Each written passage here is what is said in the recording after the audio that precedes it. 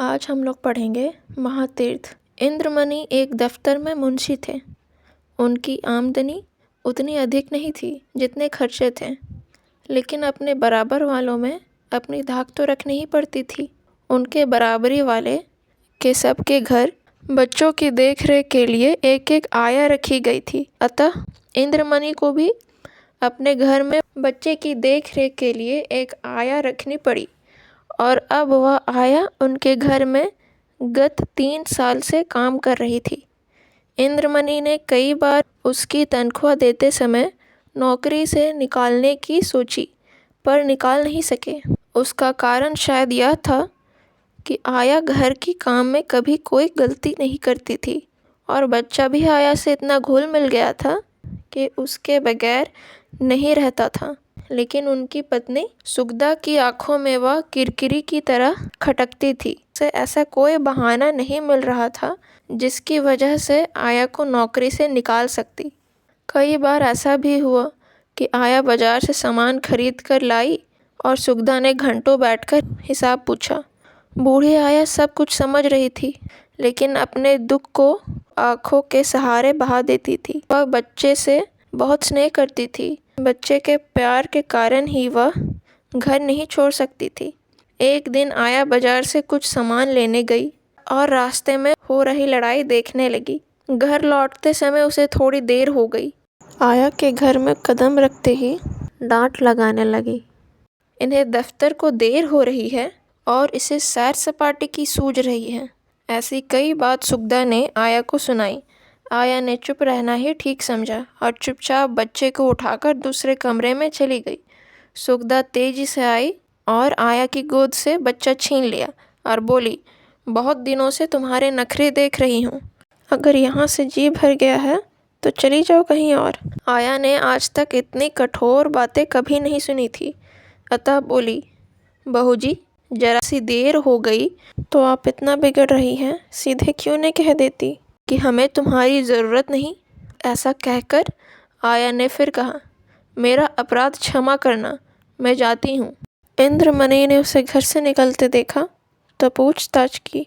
आया ने ही बताया। बहूजी ने जवाब दे दिया, मैं जाती हूँ। इंद्रमणि ने घर के अंदर आकर सुगदा से पूछा तो उसने तिनकर जवाब दी, मुझे ऐसी आया की ज़रूरत नहीं, तुम्हें ज़रूरत हो तो बांध लो खूंटी से। इंद्रमणि चुप होकर रह गया। आया अपने घर पहुंची। उसका दिल बच्चे के लिए तड़पने लगा।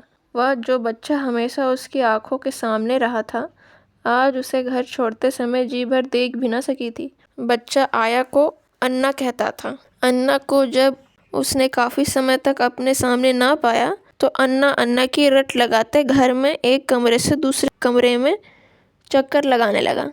जब आया उसे नहीं दिखाई दी तो वह रोते हुए दरवाजे की चौखट पर जा बैठा और काफ़ी देर तक रोने की बाद वहीं सो गया। सुगदा ने सोचा, बच्चा है, रो धोकर चुप हो जाएगा, लेकिन बच्चा ज्यों ही जगा उसने फिर अन्ना अन्ना की रट शुरू कर दी। इंद्रमणि ने बहुत समझाया, गोदी में बिठाया, लेकिन बच्चा रोता ही रहा। इस तरह 2-3 दिन बीत गए। वह सिर्फ रोता रहा और जब रोते रोते थक जाता तो वहीं फर्श पर लेटकर सो जाता। वह न कुछ खाता था, न ही माँ के हाथों से दूध पीता था। ऐसे ही एक दिन उसे खूब जोर से बुखार आ गया। बुखार में भी उसे अन्ना के सिवा और कुछ न सूझता था। इंद्रमणि सुगदा को डांटते कि वही बच्चों को इस हालत में लाई है। जब बच्चे को यकीन हो गया कि अन्ना अब कभी नहीं आएगी तो वह उससे सपने में बातें करने लगा।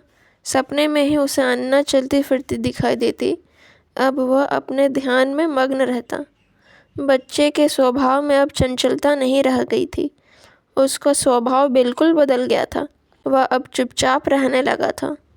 मौसम बदलने के साथ ही उसे बुखार में सर्दी और ज़ुकाम हो गया था। कितने ही डॉक्टर बुलाए गए, कितने सारे नीम हकीम आए, लेकिन उसकी बीमारी को कोई ठीक न कर पाए। सुगदा आंसू भरी आंखों से कभी बच्चे को देखती, कभी पति को। उसने डरते डरते पति से कहा, बड़े हकीम साहब को बुला लाओ।